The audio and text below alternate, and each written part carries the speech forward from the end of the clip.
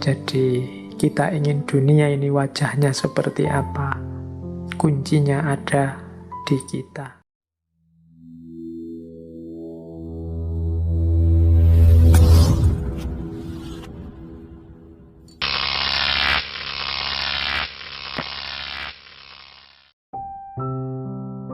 Saya ambil beberapa quotes dari tokoh-tokoh yang mungkin teman-teman akrab kenal. Misalnya yang pertama saya ambil dari J.K. Rowling. Teman-teman mesti hafal ya, ini yang nulis Harry Potter. Beliau ini punya satu quotes yang menurut saya nyambung dengan The Law of Attraction. Kata Rowling, kita tidak memerlukan magic, kita tidak memerlukan sihir untuk mengubah dunia kita. Kita sudah punya semua kekuatan yang kita butuhkan dalam diri kita.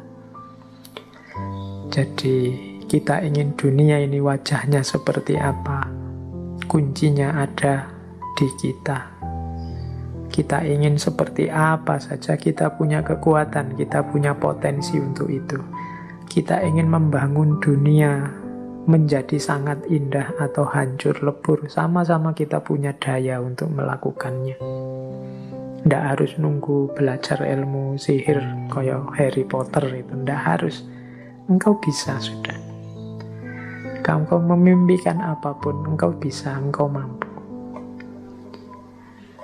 Nah, yang kedua, untuk mencapai tujuan yang belum pernah dicapai sebelumnya, engkau harus mulai melakukan apa yang belum pernah engkau lakukan sebelumnya. Ini dari Stephen Covey yang menulis buku populer sekali, judulnya The 7 Habits of Highly Effective People. Jadi menurut Stephen Covey, ya kalau engkau ingin mencapai tujuan yang lebih tinggi yang belum pernah dicapai sebelumnya, ya pertama-tama engkau harus melakukan apa yang belum pernah engkau lakukan sebelumnya. Kalau engkau hanya melakukan yang rutin-rutin saja seperti yang selama ini engkau jalankan, ya hasilnya juga seperti yang selama ini engkau rasakan. Ya wis mudahnya, kalau selama ini engkau belajarmu hanya 1 jam dan IP-mu 3 pas, mungkin kalau kamu tambahi belajar 2 jam, IP-mu di atas 3. Itu gampang-gampangan nih ngono. Jadi kalau ingin hasil yang lebih baik, usahanya juga harus berbeda dari sebelumnya. Kemudian ada quote juga dari Rhonda Byrne.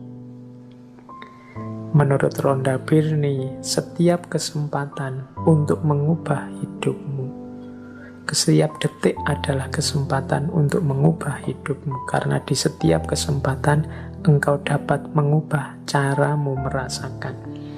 Rhonda Byrne ini yang tadi saya sebut ya, beliau yang menulis buku The Secret yang populer sekali. Jadi setiap detik itu kita bisa berubah. Jangan menunggu besok. Kita ini kan ingin hidup ini, kalau bahasanya hadis itu yaumuhu khairun min amsihi. Hari ini lebih baik dari kemarin dan hari esok lebih baik dari hari ini. Berubah terus menerus. Jadi kita harus semakin baik, semakin baik. Bahkan katanya Rhonda Byrne, tidak hanya harian, setiap detik engkau bisa mengubah hidup kita. Misalnya, kalian mengalami peristiwa apa hari ini? Mengalami peristiwa diputus oleh pacarmu. Itu kan peristiwa yang mungkin kau tanggapi sebagai menyedihkan. Tapi detik ini juga bisa engkau ubah tanggapanmu itu bahwa ini peristiwa yang menyenangkan. Tergantung dirimu. Engkau melihatnya sebagai peristiwa menyedihkan, loh ya Pak, kita sudah sama-sama suka beberapa lama berdua, Banyak kenangan yang sudah kita bikin sekarang putus. Kamu melihat itunya terus engkau sedih. Padahal engkau kalau mau juga bisa detik ini juga kamu ubah perspektifnya. Oh, alhamdulillah Pak, saya putus. Sudah lama sebenarnya, agak-agak bosan gimana gitu Pak. Loh, ya, tergantung perspektifnya kan. Jadi engkau bisa mengubah hidupmu setiap detik engkau inginkan. Buktinya apa? Kita bisa mengubah cara kita merasakan hidup ini juga di setiap detiknya. Banyak uang itu susah atau senang, tergantung tanggapanmu dan bisa kamu ubah sewaktu-waktu. Punya wajah cakep itu susah apa senang, terkenal itu susah apa senang. Itu kan bisa, tanggapanmu bisa berubah-ubah setiap waktu. Berarti apa? Sebenarnya untuk mengubah hidup kita itu tidak usah menunggu apa-apa. Setiap detiknya kita bisa berubah, tergantung bagaimana kita mengelola, menyerap, merasakan hidup kita. Saya lanjutkan. Kalau ini dari Deepak Chopra, salah satu tokoh populer, penulis, juga bergerak di bidang pengobatan alternatif.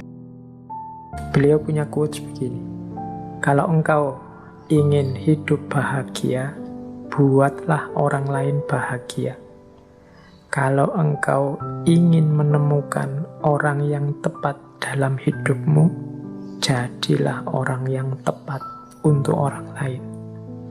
Kalau engkau ingin melihat perubahan di dunia, jadilah perubahan yang engkau inginkan itu.